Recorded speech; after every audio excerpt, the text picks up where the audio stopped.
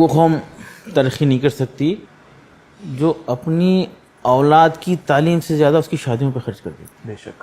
فضول خرچی ختم کرنا ہے. پتہ نہیں یہ برتھ ڈے کے نام پہ سیلیبریشنز ادھار لے کر لون لے کے برتھ ڈے کر رہے ہیں, فضول خرچی کر رہے ہیں. بامبے میں خاندان کے لوگ مل کر کہیں 25 کلومیٹر دور جا کے صرف رات میں ایک ڈنر کر کے آ رہے ہیں, 40,000 50,000 خرچ کر دے رہے ہیں, جبکہ اس 40,000 50,000 سے 3 بچے جو ہے سال بھر پڑھ لیں گے.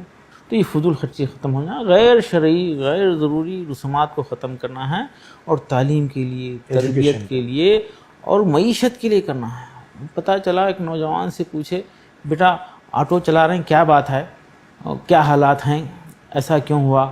تو بتا رہا ہے کہ جب گریجویشن میں ایڈمیشن لے رہا تھا بڑی آپا کی شادی ہوئی تھی, پینشن کے پیسے ختم ہو گئے تھے ابا کے, اور جب کچھ کاروبار کرنے کی سوچ رہا تھا چھوٹی بہن کی شادی ہو گئی اور گھر بک گیا.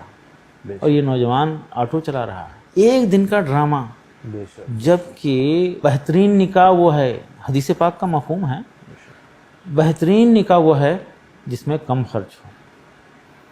اب میں اکثر ذکر بولتا ہوں, کھل کے بولتا ہوں, بہترین کا اپوزٹ بدترین, کم خرچ کا اپوزٹ زیادہ خرچ.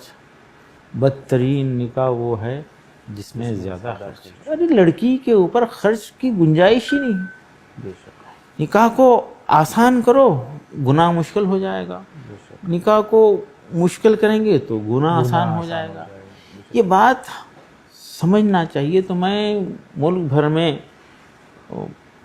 ریکویسٹ کر رہا ہوں کہ نکاح کے دن کی دعوت تام کا بائیکاٹ کریں, دعوت تام کا بائیکاٹ کریں, نکاح میں شرکت کریں.